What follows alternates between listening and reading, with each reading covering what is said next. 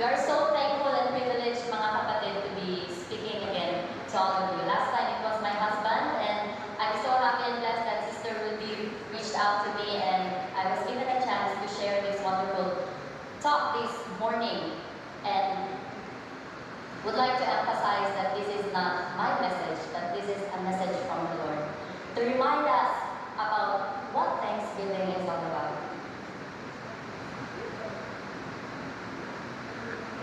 I would like to share just 3 points this morning. The first one is, it's about the importance of Thanksgiving. The first one is, Thanksgiving defeats sin. So our relationship with God, brethren, before sin entered the world, we resembled an upright posture of confidence that we can face God directly. But when sin entered the world, what happened to us? What happened to Adam and Eve? Their affections were directly turned to the world. So what happened is, we were perfect then. But then when we chose to sin, we are described as we are no longer in posture towards God. We are no longer this confident. Rather, we bend toward the effort to find affirmation and acceptance to the world. So tayo po ay nahihiya na sa Panginoon dahil sa ating pagkakasala. And with thanksgiving, we are given the chance to defeat sin. And this is the way Paul speaks, that those who are without Christ, we are crooked and twisted. There are no exemptions, because all of us are crooked and twisted. Kasi kahit anong gawin natin na pag-justify sa ating mga kasalanan, we are still wrong.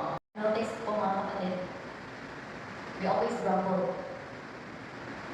We cannot see the blessings around us because we are always discontented.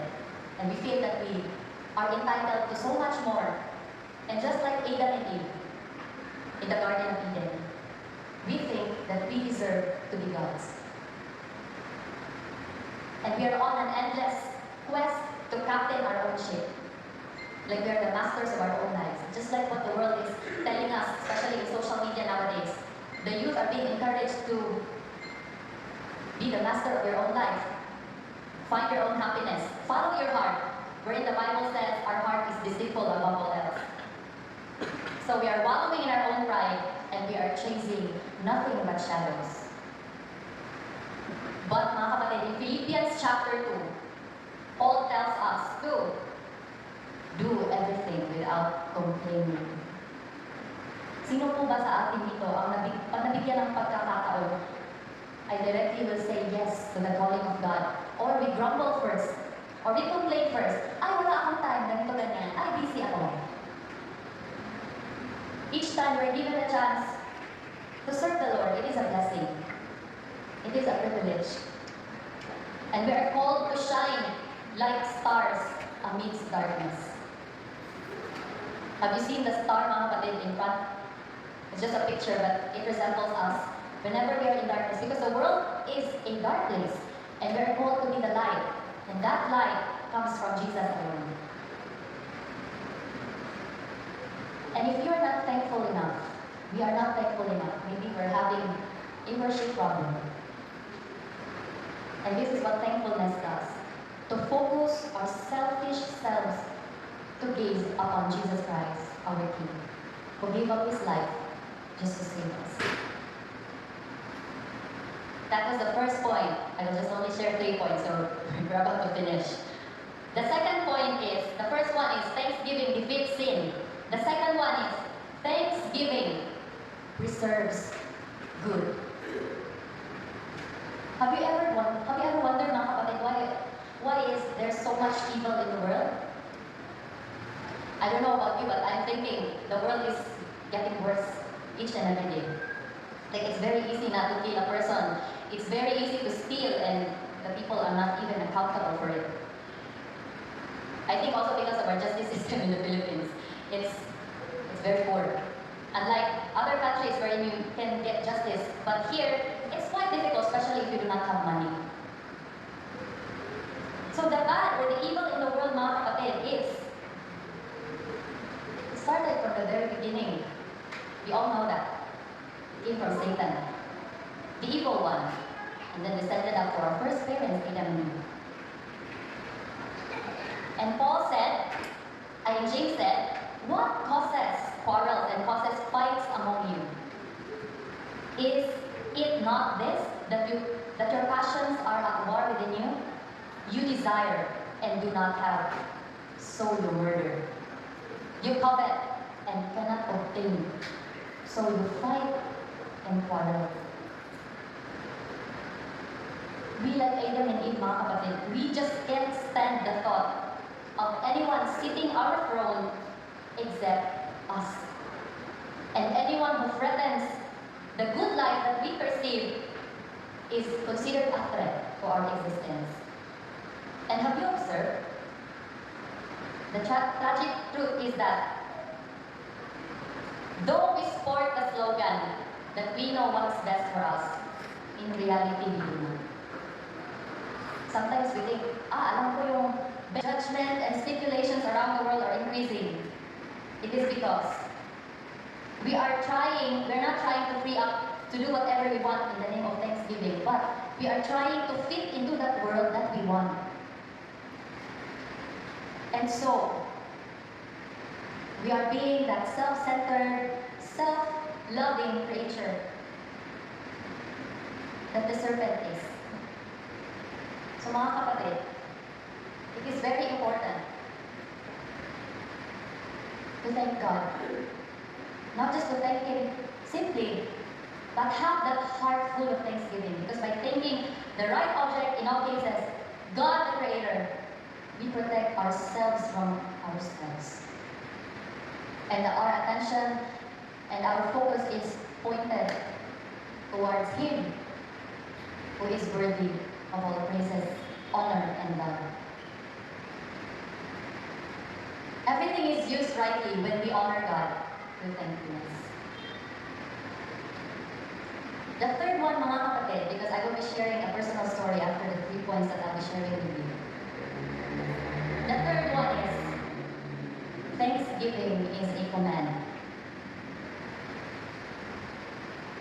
Do you know the person in the picture?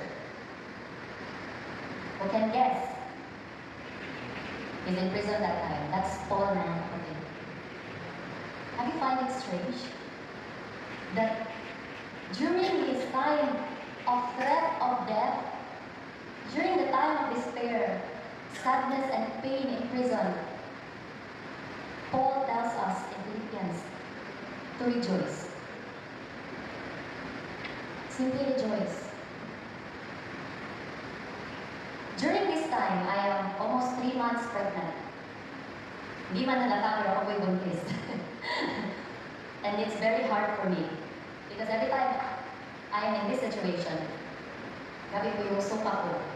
Yung suka talaga na kahit wala ka ng masuka, ay suka pa rin. Kahit tubig na lang, ulaway na lang yung masuka. It's so difficult. And I always say whenever I give birth, I always say, ayoko na. Last na to. But then, I'm here in this situation again. And in this time, I know it's a blessing from God, a great blessing and privilege to be given a chance to grow a baby inside you. But it's so difficult. Wala ka ng strength. Kasi puro ka, suka ng suka, and you feel dizzy all the time. And I have 2 kids. It's so difficult. How much more yung na-feel Paul during his time when he was in prison and he was about to be killed.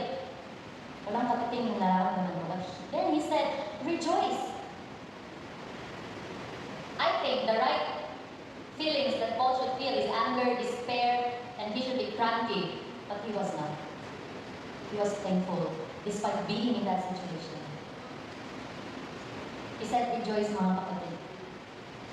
I don't know about you, but for me, it would be a great challenge to rejoice. in times of trials, in times of pain. I don't think we can do that without Jesus in our hearts. And it is said that rejoice or giving thanks. Because when you rejoice, you're actually being thankful. It is said that when you rejoice, when you give thanks, you're obeying a commandment.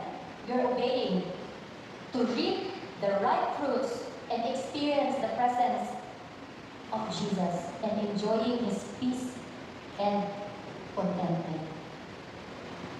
Kung kahit hindi mo na-achieve yung gusto mo, kung kahit hindi inalaw ng Panginoon yung plans ng puso mo,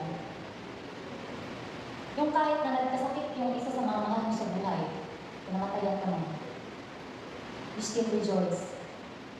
Because you know that what you are feeling or what you are having in your situation right now is something that is not permanent, but something that God allowed to strengthen you and to purify you. Philippians 4:4, one of the best verses in the Bible. Rejoice not in yourself, but in the Lord always. And then Paul said it again, rejoice. Dalawang beses niya kong sinabi sa atin. Rejoice, give thanks. Give thanks. And when we think upon God and all that He is, there's no other right response than to be thankful. Taas po ang kamay dito ng mga taong may mga masasakit na pinagdaanan. Pero ngayon ay nabigyan na ng pagkakataon ng Panginoon na magkaroon ng better situation. Taas po ang kamay. I think most of us.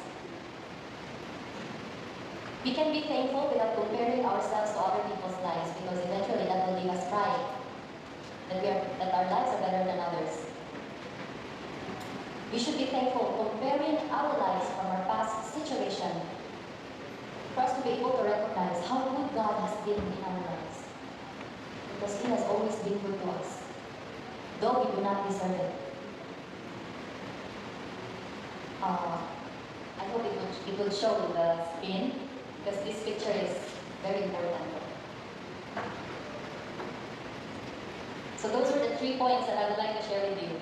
Thanksgiving, if you've seen. Second one is Thanksgiving. Thanksgiving preserves good.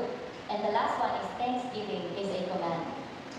So this time, I will be sharing with you a personal experience of us. Last time, my husband shared with you what God had wrote in our window.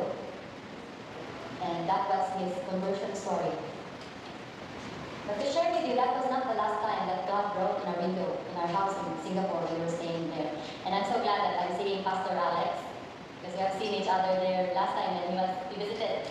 And this was our window po, mga kapatid. During that time, I remember it was October. Last day of October. We have been very busy in the ministry. And we have no helper. It's just us, me and Archie, and we have 2 kids. And sometimes, sa sobrang busy po, sobrang busy sa ministry, you get to be exhausted. You get to be burnt out. And that time, it was very challenging for me. I was dealing with something, an event, and my body cannot take it anymore. I'm so tired. I'm just so tired. And then, I cried. It was Sabbath. This day was a Sabbath. And I cried to my husband while we were eating. And I cannot even churn and swallow the food because I'm just crying. I'm so tired. And then suddenly, yung mga bintana ko, just to share with you, our house there was surrounded with glass window and glass doors. And suddenly, as I was crying, nag-moist po lahat yung glass sa bahay namin. It was already like 7 or 8 a.m. And in Singapore, we do not hurry at Sabbath because our worship service starts at 2:30 p.m. So that time, we're taking our moment to feel and eat the breakfast that we're having. But then suddenly, nag-moist po lahat yung bintana. Yung moist na, yung ganyan talaga, yung moist na nasa picture. Moist lahat ng bintana namin. And then, nag-goosebumps ako. Di lumapit yung asawa ko, the same spot where there were writings last April 2021. My husband went to the office, and when he went there, he said, may sulat na naman. And there were really writings on our window. And I took a picture of it, I took a video, and then sent it to our board sa church. And then our pastor responded that it is a poem written by William Blake. And this is William Blake, mga kapatid. He lived in 1757 up to 1827. Even before there were Seventh-day Adventists. Even before Ellen White was born, because Ellen White was born in 1827, and that's the year when William Blake died. And then when we read the poem, we searched about William Blake and found out that he is a poet, at the same time he is a painter. And this is one of his paintings. And God bless the seventh day and sanctified it. He painted it on January 9, 1805. And that concludes that he is a Sabbath keeper because he has a painting of it. And aside from that, he also had a painting of the dragon and the woman. He's also prophetic, right? So, ito po yung sulat sa bintana namin. I don't know if you can read it, but it says, to see the world in a grain of sand and heaven in a wildflower. To hold infinity in the palms of your hand and eternity in an hour. So let's go back to the picture of writing in a window. Yan po yung exact. It was a video that I posted and then screenshotted so you can see. There are other writings, aside from that, there are writings about the fruits of the Holy Spirit, love, patience, kindness, and all the 9 fruits. But I would like to share with you this one, this poem. What does it mean? Because we're talking about Thanksgiving.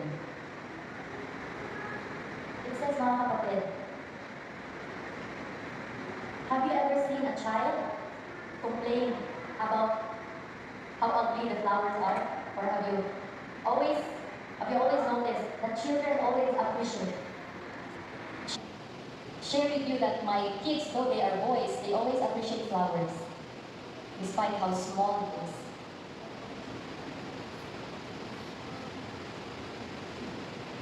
During that time, God has reminded us, my family, and now He is also reminding each of you, children, to see the world. Tignan niyo po yung poem. Nakikita daw ng mga bata yung kagandahan ng mundo, in a grain of sand. Ang nakikita nila yung langit, kagandahan ng langit. Sa wildflower, ano po yung wildflower? Yung mga bulaklak na dadaanan natin sa mga gilid-gilid, yung mga natatapakan na natin. God is reminding us to appreciate the little details of our lives.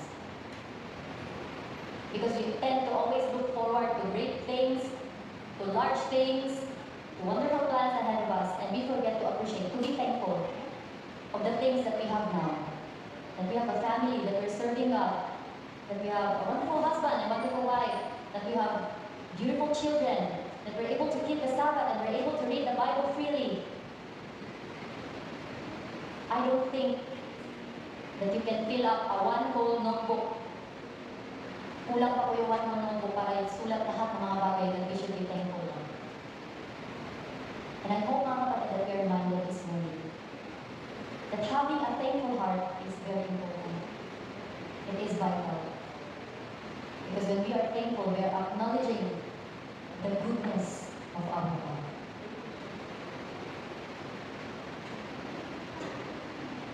That will be all for this morning. And I hope all of you were blessed. Happy Sabbath.